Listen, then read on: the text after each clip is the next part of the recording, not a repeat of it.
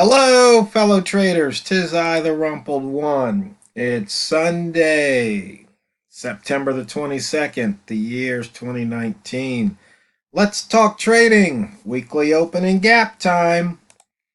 But as you all know, before we start talking about that, I'm just going to remind you once again, you must always use your money and risk management. Where this is the last full week of the month, full trading week of the month of September. So on each and every trade, make sure you have your position sized properly and your stop loss placed properly so you don't lose more than you are willing to lose per trade. And as you all know, boys and girls, fellow traders, these videos are for educational purposes only. Your results may differ from mine. And if you need help in investing, and we all know trading and Forex and the other markets, it's very, very risky. So if you need any help, seek it from a professionally accredited financial person. That way, when they lose your money, it was lost by a professional. So now that we got that out of the way, we have some gaps that still need to be filled, including the dollar yen and the euro yen, a couple of my favorites. So there's still opportunities here. Hopefully, you'll take advantage. Now, not everybody likes to trade the weekly opening gap, especially if you live in the USA, because you have to trade on Sunday. But as we know, sometimes you can come back later Monday and these gaps still haven't filled. In fact, we had two that didn't fill last week, which is an anomaly because most of the time the gaps usually do fill. But you can take a look at this chart right here and see if there's any you want to take advantage of. Oh, one other thing to note, you see here we've got some weekly inside bars too. We're still up for the month. Right now we're down for the week by a whole 1 pip here. 195 pips below the yearly open.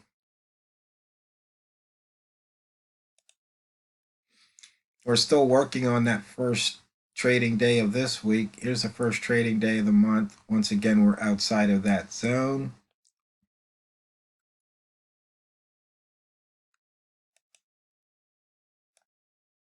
And we are above September's open, but we're still below all the rest. And as far as the range, we're above the low for August. And once again, we're outside of the first day, trading day of September. But we did have an inside, oh, this is dollar Canadian, yeah, inside bar there. Let's put that back to the yen. And you can see here, we didn't have an inside bar on it Friday, but we did have one, whoops. I'll show that again on dollar Canadian. So you might want to get part of that trade. And also notice there's a monthly inside bar from 14 ago where you could take advantage. And you can see there's a weekly inside bar from 6 weeks ago, might be taking advantage.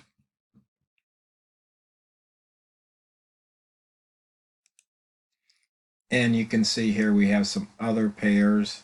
The gray was more than the previous bar ago, and then the blue one show you 1 bar ago there was an inside bar. So there's opportunities here, also on the weeklies, and just a couple or 3 here on the monthly.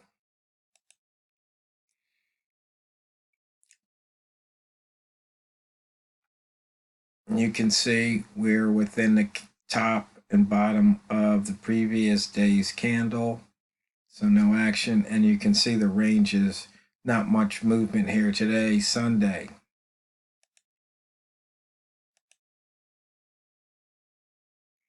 Okay, we've got the H1 lowest open for the week and the highest open for the week right here. We're just starting, but here's the monthly D1 highest open, and here's the lowest opens down here. So you can see we're way in between these two.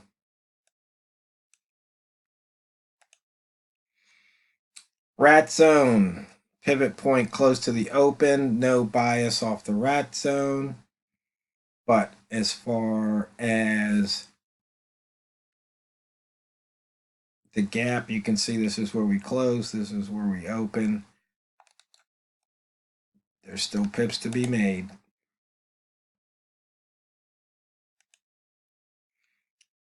With 14, 15, no rat zone at this time of day. Not really a rat zone. Here's the weekly pivot, 107.819. So we will look to take profit around that level. But right now, we're thinking about the daily pivot,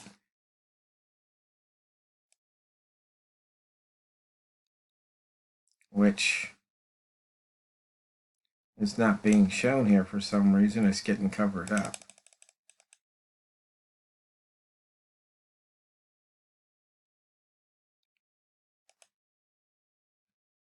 And there's the pivot. The pivot's to the north.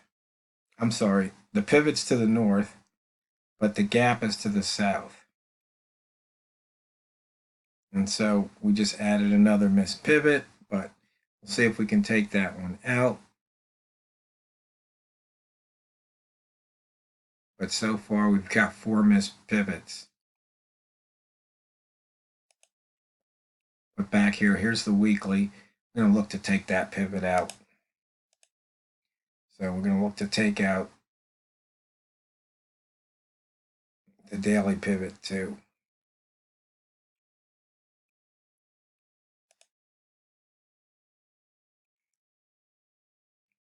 Price action, 3 ball at the bottom. You can see here what's happened.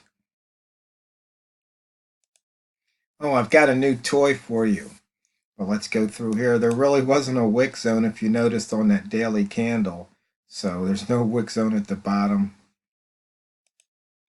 We're not near any of the previous day, week, or month open, high, or low. As far as on the tick level, it's still early in the trading day, so there's nothing much happening.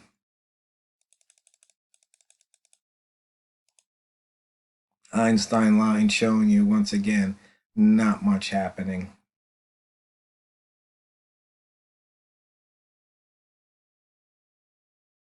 But as I mentioned, got a new toy or new indicator. It's called HHLC. So that's higher high, lower close, or lower low, higher close. Now, I've only done some observation here, and I'm not really knowing or thinking that this indicator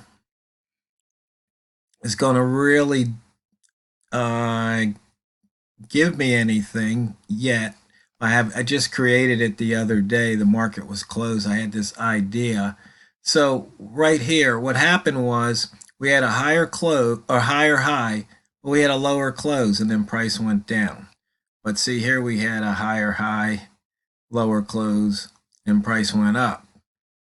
But what I'm looking at is if this might give a good indication if you're in the rat zone. If you're coming off a daily high or daily low, it might give a good indication. So once again, looking back here, you can see if price is making a high, you'd look to go short. Then if it's making a low, you'd look to go long. And so right here, you see it was nearing a high and get nice short trigger here coming off the bottom. You got a couple, and then price continued up. Now let's see, looking at the euro, the H1. Now, the other thing I'm looking at is, see, this is on H1. I was wondering if I look at it on M1, and now I've got the M candles, or candles M. I don't know why they called it this, and I just modified it. But so now we've got the 1 hour candles, but we're looking also at the 1 minute, and just seeing if these triggers on the 1 minute give you any indication that maybe you should take that trade. So here we're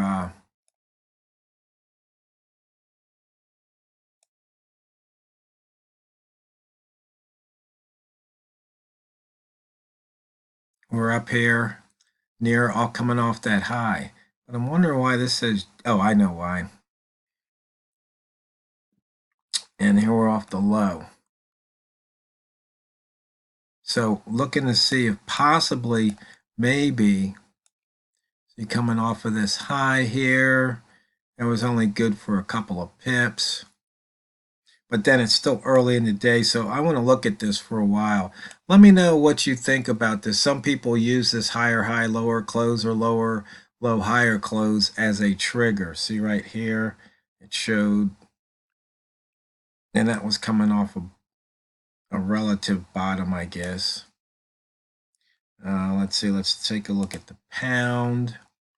You can see here it was near that high. You got a short, then you turned around, and you can see here, start here and moved up.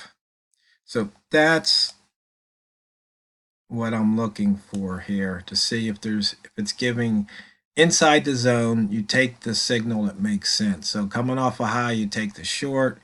Coming off the low, you take the long, and just ignore in between. I'm even thinking about maybe having a filter so it would only show those if you're near if you're in the red rat zone or green rat zone.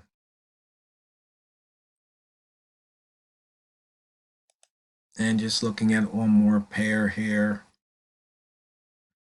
Like I said, it's in a testing phase, and of course I made a multimeter so we can look at the time frame if the current bar is doing it, because anything can happen during a bar, but it's nice to know, hey, is this bar doing it? So maybe you want to look over. And I was thinking about making a multi-pair indicator multimeter out of this. I don't know. I have to determine whether or not it's worth it. So let me know what you think, just out of curiosity. Taking out highs and lows here. So if we take out this high, then price can move up. There's some lows here. Looking at the opens, you can see what's happened. And the range so far, only 15 right now. Looking at the places where it would be good to look for a reversal or take profit. And there's our weekly buy zone, which is the same pretty much as the daily buy zone, but this will stay like this for the entire week. So that's about it, fellow traders. And I just want you to remember, I've come out with this new indicator, but, maybe it's worth releasing, maybe it's not. I have to play with it and see. But it doesn't matter, because it's not what you trade, it's how you trade it. So go out there and drain the banks.